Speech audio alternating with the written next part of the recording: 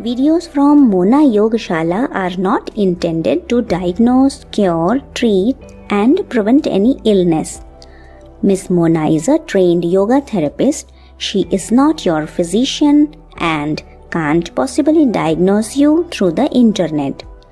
Expert advice is for educational purpose only and should not be a substitute for the medical advice of your physician or any other healthcare professional. Yoga sadhana is known as the perfect tool to bring balance in your body, and many benefits of the yoga practices will unfold progressively, right?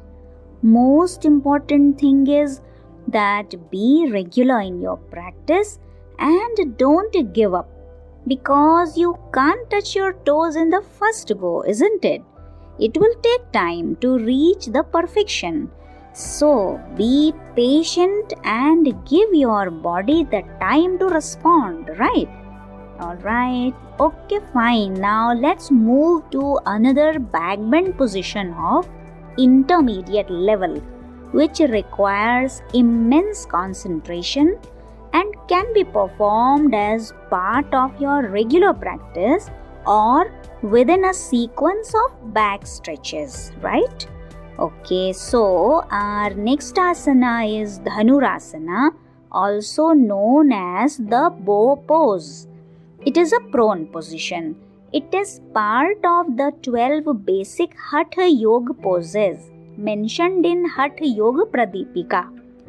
First, let us settle down in Sukhasana. We'll practice step by step, alright? Now, let me tell you why this pose is called Dhanurasana. Well, when you perform the asana, your body actually resembles an archer's stretched bow. The torso and legs representing the body of the bow and your hands being the strings. Some of you are familiar with the posture, right?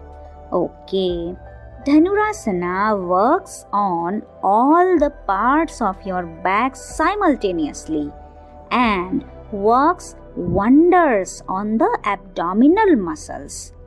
The spinal column is stretched, improving blood circulation to the spinal nerves. It also encourages a powerful stretch along the front of the body and a deep opening at the heart center, which helps you cultivate an attitude of fearlessness and grace. Okay, let's see the technique of the bow pose. Before getting into the actual pose, let's prepare our neck, shoulders and back. It is must. Okay, let's practice together. With normal breathing, rotate your shoulders 2 to 3 times. Let's do 1, 2, 3. Anti-clock. 1, 2, 3. Alright. Now relax. Now focus on your back. You are familiar with this asana. Breathe in, up. Breathe out, down. Again, breathe in, up. Breathe out, down. Repeat. Breathe in, up. Breathe out, down. Relax. Alright, now lie down in prone position. Keep your body relaxed. Breathe normal. Bring both the palms close to each other and support your chin. Bend and stretch both the legs 2 to 3 times. Let's do 1, 2, 3. Alright, relax. Few more breath. Now relax your head and shoulders. With inhale, Gently lift both the legs off the floor. With the exhale, lower them. Let's repeat. Inhale, lift. Exhale, relax. If you are a beginner, you will need a yoga strap, towel, or cushion or folded blanket to support you into the pose. Okay, let's see how to perform the actual pose. Observe step by step. I'll demonstrate 2 variations. Okay, lie down on your stomach with your feet hip width apart and place your arms by the side of your body. Breathe normal. Rest your head. This is the starting position. Be relaxed. Now gently, slowly fold your knees up and take your hands backward. Hold your ankles with your hands. People who are more flexible can reach and grab the toes.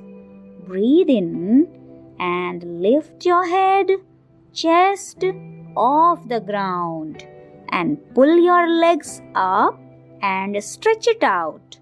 Burrow the tailbone down towards the floor. You should feel the stretch on your arms and thighs. Look straight ahead with a smile on your face. Keep the pose stable while paying attention to your breath. Your body is now curved and taut as a bow. Continue to take long, deep breaths as you relax in this pose. But bend only as far as your body permits you to. Do not overdo the stretch. Stay in this pose anywhere from 15 to 20 seconds. As you exhale, gently bring your legs and chest to the ground. Release the ankles and relax. Rest your head.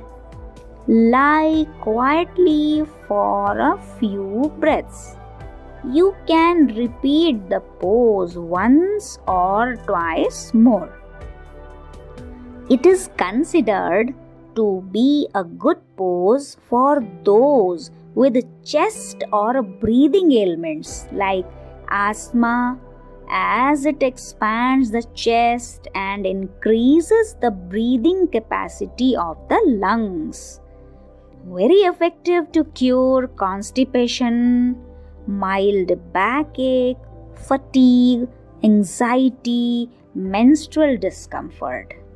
Always remember that you should not practice Dhanurasana if you have high or low blood pressure, migraine, insomnia, serious low back or neck injury. In that conditions you should not practice. Alright, now watch. I'll demonstrate second variation. Comparatively, this is much easier to practice. Just watch. Slowly fold one of your knees up and take one of your hands backward. Hold your ankle with your hand. Breathe in, lift your chest and pull your leg up. Look straight. Keep the pose stable for few seconds. Alright? Breathe out. Gently bring your leg and chest to the ground and relax. Got it? Let's repeat with other leg.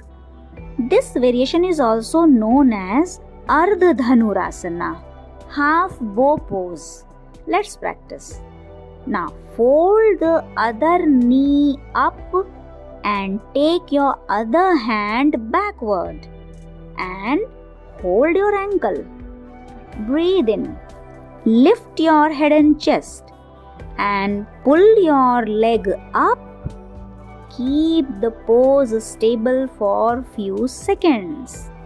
Now, as you exhale, gently bring your leg and chest to the ground. Release the ankle and relax. Lie quietly for a few breaths. Alright. Now let's discuss about few modifications and props. So, always remember that too much of stretching of the muscles in any yoga pose will cause pain. There are chances of injury. You should learn few alternative ways to get to this pose if you want to gain the pleasure of this pose. Okay, let's learn first modified version. So, if you are a beginner and the pressure on the abdominal area is uncomfortable, you can lie down on a folded blanket to pad the front of your torso and legs to give you the support just below the pelvic and lower abdomen. Observe. Now, second modification. Sometimes beginners find it difficult to lift their thighs away from the floor. In this case, you can give your legs a little upward boost by placing a thin blanket or a bolster below the knees. It will help to support the lifting of the knees and thighs. The cushion effect will bring lesser pressure to the abs and thighs, thus improvising the stretch. You will get the benefit. So let's observe the third modification. So if reaching for the ankles is difficult, if it is not possible for you to hold your ankles directly, you can use a yoga strap. Just observe. Wrap a strap around the fronts of your ankles and hold the free ends of the strap, keeping your arms fully extended. Okay, with a proper grip, pull yourself up by holding this strap. Alright, for few months you need to practice these modifications, and after developing more confidence and flexibility, you can perform the actual pose, slightly difficult pose, or always learn under the guidance of an experienced yoga acharya. Okay, right. Okay, relax. Now sit comfortably and observe. This is the counter pose, also known as the child pose. So you can practice like this. So as I always say, a few slight changes can make the pose more comfortable for you. Remember, if you practice regularly, you will notice the change in your body's flexibility, right? Yes. So be gentle and take your time.